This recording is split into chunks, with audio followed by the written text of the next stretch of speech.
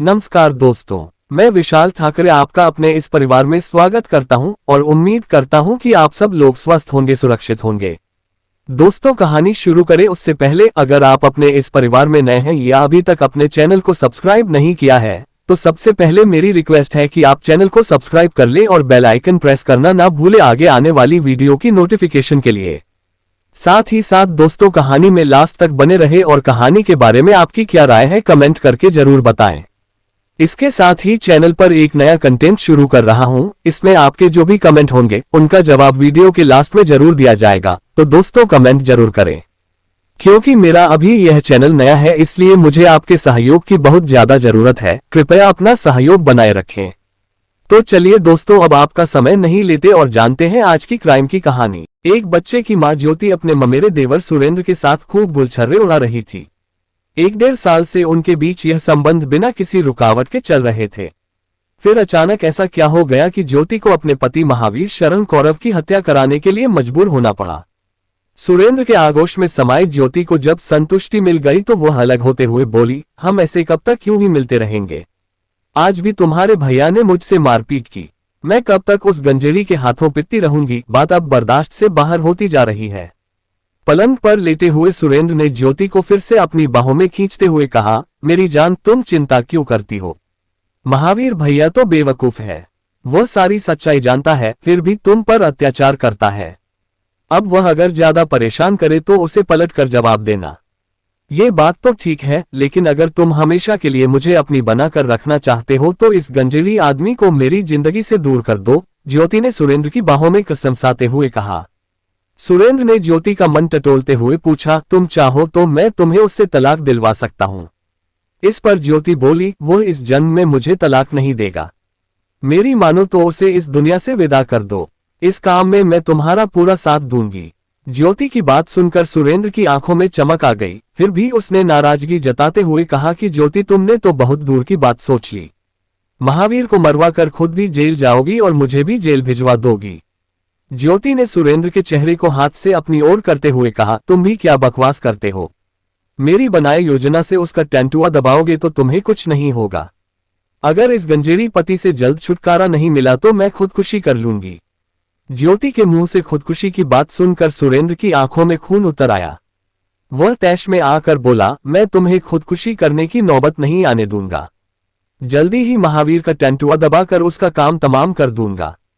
तुम चिंता मत करो। सुरेंद्र के मुंह से पति को दुनिया से विदा करने की बात सुनकर ज्योति खुश होते हुए बोली, ठीक है, मंगलवार को तुम महावीर को ग्वालियर जेल में हत्या के मामले में बंद रिश्तेदार से मिलने के बहाने घर से बुलाकर साथ ले जाना और जेल में मुलाकात के बाद ररुआ गांव जाने की बात कहकर रास्ते में सुनसान जगह पर उसे मौत के घाट उतार देना। ये काम तुम्हें बड़ी होशियारी से करना होगा। अगर यह कांटा निकल गया तो जीवन भर मैं तुम्हारी ही बनकर रहूंगी। इतना कहकर ज्योति ने सुरेंद्र का हाथ पकड़ लिया। सुरेंद्र ने ज्योति का हाथ अपने सीने पर रखकर कहा कि तुम अपने इस आशिक पर भरोसा रखो, मैंने तुमसे प्यार किया है और मरते दम तक तुम्हारा दामन छोड़ने वाला नहीं हूं। मैं जीवन भर साथ निभाऊंगा। ये कहकर सुरेंद्र ज्योति के घर से चला गया। ये बात 3 सितंबर 2024 की सुबह की थी। उसी दिन सुबह करीब 10 बजे महावीर अपने घर लौटा तो ज्योति सज-धज कर उसका इंतजार कर रही थी। सजी-धजी ज्योति को देखकर महावीर को हैरानी हुई। वह कुछ पूछता इससे पहले ही ज्योति चाय बनाकर ले आए और पति महावीर से मीठी मीठी बातें करने लगी। ज्योति ने पति से कहा कि तुम्हें मेरा बदला हुआ रूप देखकर अचंभा हो रहा होगा। दरअसल आज पड़ोस में रहने वाली गुप्ता आंटी के साथ मैं एक ज्योतिषी के पास गई थी। उन्होंने मेरा हाथ देखकर कहा कि तुम्हारा अपने पति से अक्सर विवाद होता रहता है। पत्नी ज्योति की ओर मुखातिब होकर महावीर ने आंखें दिखाते हुए कहा, ये बात ज्योतिषी ने कही या तुमने खुद उसकी चिकनी चुपड़ी बातों में आकर बताए? इस पर ज्योति बोली, भला मैं क्यों ज्योतिषी को ऐसी बातें बताने लगी? वैसे भी हमारे बीच कोई विवाद है ही कहाँ। मैं तुम्हारे ममेरे भाई सुरेंद्र से थोड़ा हंस बोल लेती हूँ। इतनी सी बात पर तुम मुझसे झगड़ा करने लगे और उल्टा सीधा बोलने लगे। अब ज्योतिषी ने कहा है कि मैं हमेशा तुम्हारा सहयोग करूं और तुम्हारी सेवा में कोई कमी नहीं छोड़ूं, इससे हमारा प्यार बना रहेगा। ज्योति की ये बातें सुनकर महावीर का गुस्सा शांत हो गया। वह चाय पीने के बाद अपने काम में लग गया। उसी दिन दोपहर करीब 3 बजे योजना के अनुसार सुरेंद्र महावीर के घर पहुंचा। उसने महावीर से कहा कि मैं ग्वालियर जेल में हत्या के मामले में बंद रिश्तेदार से मुलाकात करने जा रहा हूं, अगर तुम्हारी भी चलने की इच्छा हो तो अपनी बाइक निकालो, दोनों साथ चलते हैं। ग्वालियर जेल में रिश्तेदार से मिलने जाने की बात पर महावीर तैयार हो गया। उसने अपनी बाइक निकाली, दोनों ग्वालियर के लिए चल दिए। जब वे ग्वालियर जेल पहुंचे तब तक बंदियों से मुलाकात का समय खत्म हो चुका था। इस पर सुरेंद्र और महावीर ने वह रात रेलवे स्टेशन के बाहर गुजारी। अगले दिन यानी 4 सितंबर की सुबह सुलभ शौचालय में दैनिक कार्यों से निवृत्त होकर उन्होंने नाश्ता किया। इसके बाद दोनों ने ग्वालियर जेल में बंद रिश्तेदार से मुलाकात की। मुलाकात के बाद सुरेंद्र और महावीर चल दिए। तब तक दोपहर हो गई थी, उन्हें भूख भी लग रही थी। दोनों ने एक होटल पर खाना खाया। भोजन के पैसे सुरेंद्र ने दिए। खाना खाने के बाद सुरेंद्र ने ज्योति की योजना के मुताबिक महावीर से कहा कि तुम्हारे गांव ररुआ चलते हैं, मुझे भी बुआ फूफा से मिले बहुत समय हो गया है, तुम अपने माता पिता से मिल लेना। ररुआ से मैं अपने गांव मुरावली चला जाऊंगा और तुम अपने घर गुडीगुडा नाका चले जाना। रास्ते में पीने के लिए मैं गांजा खरीद लेता हूं। दोनों गांजा पीने के शौकीन थे, इसलिए सुरेंद्र की बात पर महावीर खुश हो गया। सुरेंद्र ने ग्वालियर में ही एक जगह से गांजा खरीदा। इसके बाद वे दोनों बाइक पर ररुआ गांव की तरफ चल दिए। रास्ते में वे आपस में बातें करते हुए जा रहे थे। उटिला के पास सुरेंद्र के मोबाइल पर ज्योति का 2 बार फोन आया तो सुरेंद्र ने महावीर से कहकर बाइक रुकवाई और ज्योति से हाँ हूं करते हुए बात की। इसके बाद दोनों फिर चल दिए। कुछ दूर चलने पर भोगीपुरा से आगे सुनसान जगह पर पेड़ों की छाया देखकर सुरेंद्र ने गांजा पीने के बहाने कुएं के पास बाइक रुकवाई।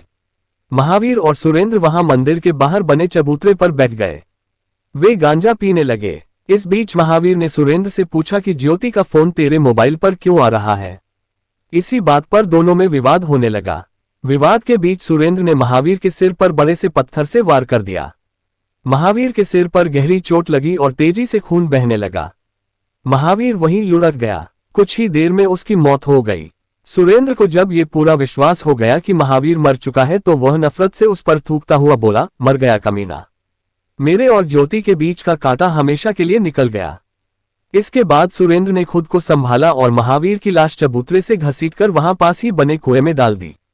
सुरेंद्र को भरोसा था कि दूसरे गांव में महावीर की शिनाख्त नहीं हो पाएगी तो मामला रफा दफा हो जाएगा। पूरी तरह निश्चिंत होकर सुरेंद्र ने ज्योति को फोन किया और कहा कि महावीर का काम तमाम कर दिया है। सबूत मिटाने के लिए सुरेंद्र ने महावीर की बाइक नहर के पास लावारिस छोड़ दी। उसका मोबाइल और खुद के खून सने कपड़े रतनगढ़ माता मंदिर मार्ग पर झाड़ियों में फेंक दिए। इसके बाद रात को सुरेंद्र अपनी प्रेमिका ज्योति के पास पहुंचा। ज्योति भी उसका बेसब्री से इंतजार कर रही थी। दोनों ने मौजमस्ती कर महावीर की मौत का जश्न मनाया। ज्योति और सुरेंद्र ने पूरी रात एक दूसरे की बाहों में गुजारी।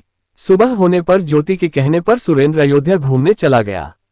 5 सितंबर की सुबह रोजाना की तरह चरवाहे अपने पशुओं को लेकर भोगीपुरा में रोड किनारे पिंटू गुर्जर के खेत में बने कुएं पर पानी पिलाने पहुंचे तो एक चरवाहे की नजर अनायास ही कुएं में पड़ी युवक की लाश पर चली गई। लाश देखकर भय के मारे चरवाहे के मुंह से चीख निकल गई। उसने आवाज लगाकर अपने साथी चरवाहों को वहां बुला लिया और उन्हें भी कुएं में पड़ी लाश दिखाई। लाश देखकर चरवाहे आपस में बतियाने लगे। उन्हीं में से किसी ने उटिला थाने में फोन कर कुएं में युवक की लाश पड़ी होने की सूचना दे दी। इस सूचना को एसएचओ शिवम राजावत ने गंभीरता से लिया। वह जब तक कुछ सिपाहियों को साथ लेकर घटनास्थल पर पहुंचे तब तक कुएं में लाश पड़ी होने का पता चलने पर आसपास के गांवों के लोगों की अच्छी खासी भीड़ कुएं के पास जमा हो चुकी थी। इनमें महिलाओं से लेकर बड़े बूढ़े और बच्चे भी शामिल थे। मौके पर पहुंची पुलिस ने लोगों को घटनास्थल से दूर हटाया। वे लोग युवक की लाश को लेकर तरह तरह की चर्चा में मशगूल थे। इस बीच एसएचओ की सूचना पर एसडीआरएफ की टीम भी मौके पर पहुंच गई। बेहट एसडीओपी संतोष पटेल और उटिला थाने के एसएचओ शिवम राजावत की मौजूदगी में एसडीआरएफ टीम के एक सदस्य को रस्सी के जरिए कुएं में उतार कर युवक के शव को रस्सी से बांधकर बाहर निकाला गया। अधिकारियों ने शव का निरीक्षण किया तो उसके सिर में एक बड़ा सा घाव दिखाई दिया। इससे यह बात तय हो गई कि युवक की मौत पानी में डूबने से नहीं हुई थी। उसके सिर पर किसी भारी चीज से वार किया गया जिससे उसकी मौत हुई होगी। लाश देखकर अधिकारियों ने अनुमान लगाया कि उसकी हत्या 15-16 घंटे पहले की गई होगी। मृतक की उम्र 32 साल से ज्यादा नहीं लग रही थी। शक्ल सूरत और पहनावे से वह मध्यम वर्गीय परिवार का लग रहा था। एसएचओ ने मौके पर मौजूद लोगों से लाश की शिनाख्त कराने की कोशिश की लेकिन कोई भी मृतक की पहचान नहीं कर सका। इससे यह बात साफ हो गई कि मृतक आसपास का रहने वाला नहीं है। उसकी हत्या करने के बाद लाश को कुएं में फेंका गया था। घटनास्थल की जांच पड़ताल में अधिकारियों को खून लगे पत्थर के अलावा ऐसा कुछ भी नहीं मिला जिससे यह पता चलता कि मृतक कौन है, उसकी हत्या किसने और क्यों की। पुलिस ने लाश के फोटोग्राफ कराने के बाद जरूरी औपचारिकताएं पूरी कर लाश को पोस्टमार्टम के लिए भिजवा दिया। इस बीच ग्वालियर के एडिशनल एसपी शियाज के एम ने एसएचओ शिवम राजावत और एसडीओपी संतोष पटेल को फोन कर इस मामले का जल्द खुलासा करने का निर्देश देते हुए बताया कि एसपी राकेश सगर ने इस घटना के हत्यारों पर 10,000 रुपए का इनाम घोषित कर दिया है। अधिकारियों के सामने लाश की शिनाख्त करना सबसे बड़ी चुनौती थी। आमतौर पर ऐसे मामलों में पुलिस आसपास के थानों से गुमशुदा लोगों के बारे में पता करती है। एसएचओ शिवम राजावत ने भी यही किया। उन्होंने ग्वालियर के सभी पुलिस थानों से पता कराया कि कहीं इस हुलिये के किसी युवक की गुमशुदगी तो दर्ज नहीं है। उनकी यह कोशिश बेकार गई क्योंकि इस तरह के हुलिये वाले युवक की ग्वालियर के किसी भी थाने में कोई गुमशुदगी दर्ज नहीं थी। इसके बाद उन्होंने SI Shubham Sharma, ASI Hariom Sharma, head constable Sunil Goyal व प्रमोद रावत, कांस्टेबल अनिल शर्मा, मुकेश, शैलेंद्र राजीव, सोनू राजपूत, मनीष राठौर, जितेंद्र, अभिलाष तोमर की टीम गठित कर इस केस को खोलने में लगा दिया। इसके अलावा उन्होंने कत्ल की इस गुत्थी को सुलझाने के लिए अपने भरोसेमंद मुखबिरों की भी मदद ली, साथ ही खुद भी अपने स्तर पर जानकारी जुटाने में जुट गए। ये केस उटिला के एसएचओ शिवम राजावत के लिए किसी अबूझ पहेली से कम नहीं था, क्योंकि घटनास्थल पर उन्हें कोई ऐसा सबूत नहीं मिला था जिससे लाश की शिनाख्त होती या कत्ल के बारे में कोई सुराग मिलता। उनकी समझ में नहीं आ रहा था कि आखिर मृतक से हत्यारे की क्या दुश्मनी थी जो उसे मारकर उसकी लाश कुएं में फेंकी गई।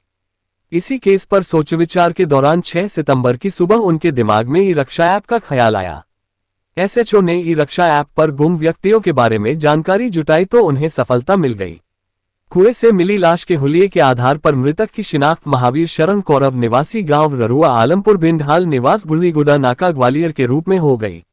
उसकी गुमशुदगी की रिपोर्ट 5 सितंबर को भिंड जिले के आलमपुर थाने में दर्ज हुई थी। मृतक की शिनाख्त होते ही एसएचओ ने अज्ञात आरोपियों के खिलाफ बीएनएस की धारा 103(1)(2)(3)(8) के तहत दर्ज कर जांच शुरू कर दी। अब पुलिस टीम महावीर के हत्यारे की खोज में जुट गई।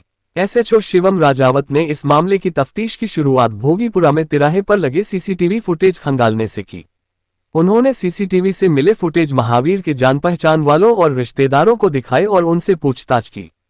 इन फुटेज में दिखाई दिए एक युवक की पहचान महावीर के रिश्तेदारों ने सुरेंद्र कौरव के रूप में करते हुए ये भी बताया कि सुरेंद्र के साथ मृतक की पत्नी के अवैध संबंध हैं।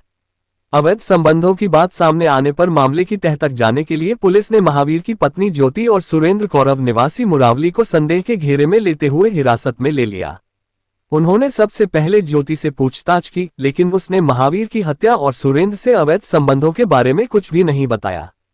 तब उन्होंने उसके मोबाइल फोन को चेक किया तो वह फॉर्मेट किया हुआ मिला। इससे यह बात साफ हो गई कि दाल में कुछ काला है। एसएचओ ने अपनी जांच पड़ताल आगे बढ़ाने के लिए ज्योति के मोबाइल की कॉल डिटेल्स निकलवाई। कॉल डिटेल्स देखकर वे हैरान रह गए। ज्योति के मोबाइल पर एक ही नंबर से तकरीबन 500 से ज्यादा फोन आए थे। तफ्तीश के दौरान पता चला कि मृतक महावीर की पत्नी ज्योति और सुरेंद्र के बीच रोजाना मोबाइल फोन पर लंबी बातचीत होती थी। 3 से 5 सितंबर के बीच भी ज्योति और सुरेंद्र के बीच कई बार काफी देर तक बातचीत हुई थी। जांच के दौरान सुरेंद्र और ज्योति पूरी तरह संदेह के दायरे में आ चुके थे। पुलिस टीम ने सुरेंद्र को दबोचने के लिए कई जगह दबिश डाली, लेकिन वह नहीं मिला। पुलिस ने मुरावली गांव में उसके घर पर भी दबिश दी, लेकिन वह वहां भी नहीं मिला। उसके घर वालों से पूछताछ करने पर पुलिस को पता चला कि वह 5 सितंबर को अयोध्या में रामलला के दर्शन करने गया था। इस पर पुलिस टीम उसकी तलाश में अयोध्या पहुंची। वहां श्रीराम जन्मभूमि तीर्थस्थल और आसपास के घाट सहित अयोध्या के थाना कोतवाली क्षेत्र में सुरेंद्र की तलाश की, लेकिन पुलिस को कोई सफलता नहीं मिली। अयोध्या से पुलिस टीम खाली हाथ लौट आए। लगातार असफलता मिलने के बाद भी पुलिस टीम सरगर्मी से सुरेंद्र की तलाश में जुटी हुई थी। सुरेंद्र के फोटो लेकर पुलिस टीम विभिन्न इलाकों में उसकी तलाश कर रही थी। इस बीच मुखबिर ने एसएचओ को महत्वपूर्ण जानकारी देते हुए बताया कि सुरेंद्र कौरव इस वक्त रनगवा तिराहे के पास स्थित यात्री प्रतीक्षालय के निकट किसी वाहन के इंतजार में खड़ा है। पुलिस टीम तत्काल मुखबिर की बताई जगह पर पहुंची। पुलिस को सुरेंद्र वहां खड़ा मिल गया। वह वहां से वाहन में सवार होकर कहीं भागने की फिराक में था। पुलिस ने आरोपी सुरेंद्र को हिरासत में ले लिया। थाने लाकर उससे महावीर की हत्या के संबंध में पूछताछ की गई। पहले तो वह साफ मुकर गया, लेकिन जब उससे सख्ती से पूछताछ की गई तो वह टूट गया। उसने महावीर शरण कौरव की हत्या करने का जुर्म स्वीकार कर लिया। उसने बताया कि महावीर की पत्नी ज्योति के कहने पर उसकी हत्या की थी। सुरेंद्र का कबूलनामा सुनकर एसडीओपी संतोष पटेल और एसएचओ शिवम राजावत हैरान रह गए।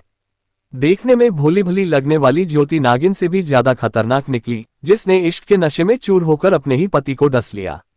सुरेंद्र और ज्योति से की गई पूछताछ में महावीर की हत्या की लव क्राइम की जो कहानी उभरकर सामने आई वह इस प्रकार है। महावीर शरण कौरव मध्य प्रदेश के भिंड जिले के गांव ररुआ का रहने वाला था।